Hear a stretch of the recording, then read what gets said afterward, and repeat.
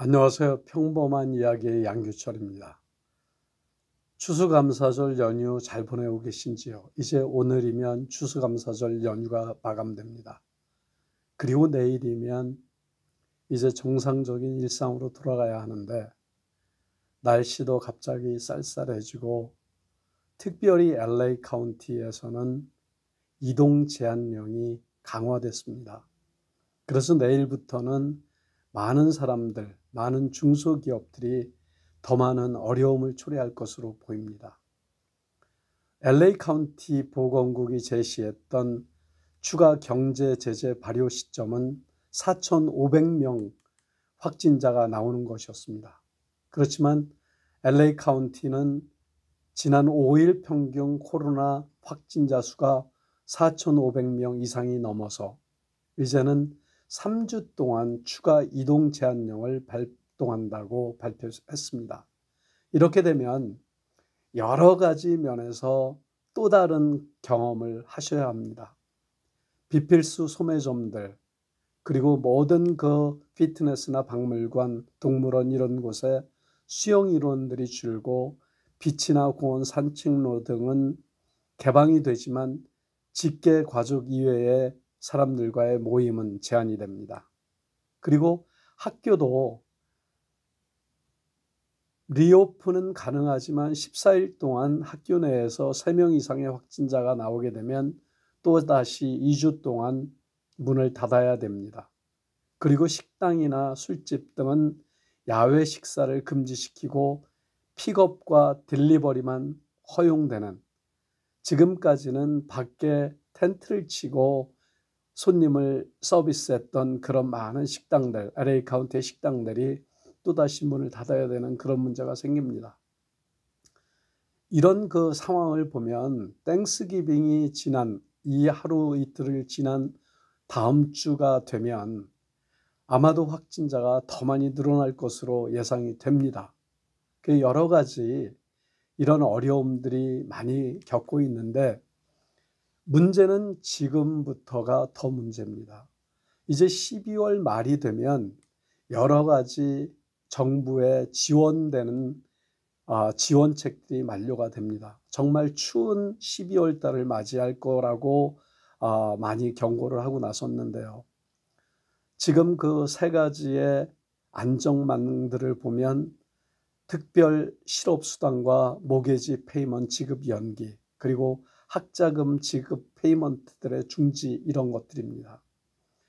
올해 초 3월부터 미국에서 코로나 팬데믹이 본격화되고 각 로컬 정부의 락다운 정책으로 많은 사람들이 직업을 잃었습니다. 그랬을 때 연방에서는 특별 실업 수당이 지급되면서 정말 그 하위 생활자들, 수많은 노동자들이 그나마도 버틸 수 있는 힘을 얻었었습니다. 그렇지만 워싱턴 정치권의 추가 구호 패키지 협상이 아직 결정되지 않으면서 결국은 다음 12월이 되면 이 지급이 중지됩니다. 이렇게 되면 많은 미국인들이 생활에 실질적인 어려움을 그렇게 겪을 것으로 예상됩니다. 그리고 또 한 가지 중요한 것은 모게지 페이먼트 지급 유예가 12월 31일자로 만료된다는 사실입니다. 만약에 이렇게 되면 270만여 명의 주택 소유주들이 모게지 페이먼트 지급 유예 정책의 혜택을 잃어버리게 되고 앞으로는 주택 차압이 늘어날 가능성이 있다라고 봅니다. 그런데 주택을 차압하기 위해서는 상당히 시간과 절차가 필요합니다. 그래서 당분간은 제가 볼 때는 적어도 내년 중순이 지나야 실질적으로 주택 차압 사태로 이루어질 것인데, 이러한 것들이 진행될 수 있을지 어떨지는 워싱턴 정가의 결정이 큰 키를 쥐고 있다라고 생각됩니다. 그래서 지금 주택 구입을 위해서 혹은 주택을 팔기 위해서 고민하고 있는 많은 분들은 정말 조금 더 그 사태를 관망하시면서 그렇게 준비를 하셔야 될 거라고 생각됩니다. 그리고 지금 그 학자금 융자를 받았던 학자금 융자 페이먼트를 해야 됐던 2,200만여 명의 그런 사람들이 지금 페이먼트를 유예를 했었는데 그거 역시 12월 말이면 만료가 됩니다. 그래서 지금 그 수입은 없고 페이먼트들은 늘어나서 그 상당히 어려운 그런 상황을 맞이하지 않을까 그런 염려를 하고 있습니다. 그리고 워싱턴의 정가에서는 민주당이나 공화 양당에서 올해 안에 그 구호 패키지 법안을 꼭 관철시키려는 노력을 하고는 있습니다. 그렇지만 양측에서는 서로 수용할 수 있는 그런 규모와 지원 방안 등을 판가름해야 되기 때문에 지금까지도 결정이 되지 않고 있고 아마도 월요일 정도 되면 이러한 결정에 박차를 기할 것으로 보입니다. 연방하원의 재무위원장인 민주당의 맥신 윌터스 하원의원은 트위터에 추수감사절에도 가족들과 함께 하지 못하고 워싱턴에 홀로 남아 올해 통과시켜 시행할 수 있는 코로나9 패키지 법안을 마련하고 있다라고 밝히고 그 심각성을 말했습니다.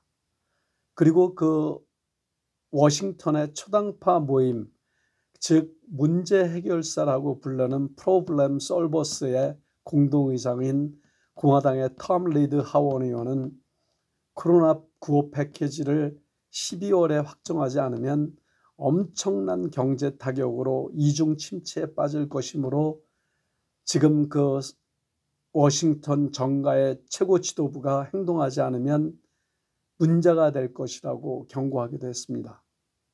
지금 미국에서는 1조 달러 이상의 구호 패키지를 12월 중에 만약에 지원하지 않게 되면 1200만 명에 이르는 실직자들이 13주간의 추가 실업수당 혜택을 상실하고 수백만 중소기업이 문을 닫게 되고 수많은 가정들이 주택에서 강제 퇴거에 몰리는 등 대혼란을 초래할 것이라고 경고하고 있습니다.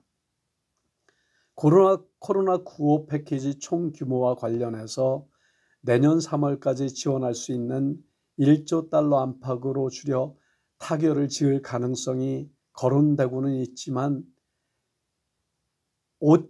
공화당 의원이 고수해온 5천억 달러보다는 더 늘리고 민주당 하원이 얘기했던 2조 달러보다는 상당히 낮추는 아마도 1조 달러 선에서 타협할 것 같다라는 의회 분위기가 나오고 있습니다.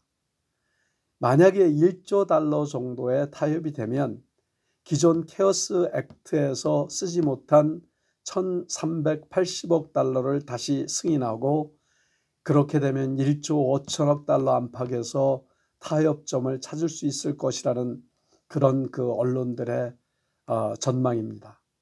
새로운 코로나9 패키지는 이미 수개월 전부터 공감대가 형성이 되었었죠. 그래서 미국민 1억 7천만 명에게 1,200달러씩을 제공하는 직접 지원은 반드시 포함될 것이라고 거의 확실시되고 있습니다. 그리고 실직자 2천만 명 이상이 7월 말에 이어 12월 말 상실하고 있는 연방 차원의 특별 실업수당을 부활해 소급 제공하는 방안도 액수만 좀 다르지 채택될 가능성은 상당히 높은 것으로 그렇게 보입니다. 500만 곳 이상의 중소기업체 종업원 급여를 무상으로 지원받을 수 있는 프로그램에 재개 방안도 포함되게 될 것으로 확실하게 간주되고 있습니다.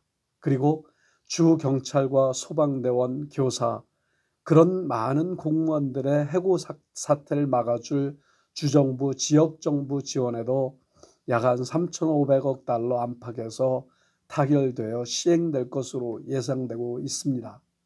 그렇기 때문에 지금 이 12월 달이 여러 가지 문제의 해결을 풀 수 있는 실마리가 되기도 하고 문제를 낳을 수 있는 문제가 촉발되는 12월이 될 수도 있다라는 점을 간과하셔서는 안 될 것입니다.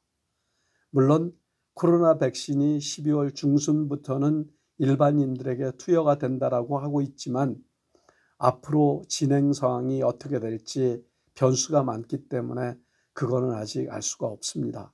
그리고 12월 14일이면 대통령 선거에 선거인단들의 투표가 실시됩니다.